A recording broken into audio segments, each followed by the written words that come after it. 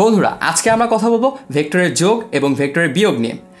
ভেক্টরের যোগের ক্ষেত্রে তিনটি সূত্র রয়েছে, সাধারণ সূত্র, ত্রিভুজ সূত্র এবং বহুভুজ সূত্র।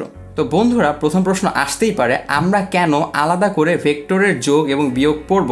আমরা তো যোগ বিয়োগ পারি, যেমন 7 এবং যোগ 9 করলে কত হয় বন্ধুরা?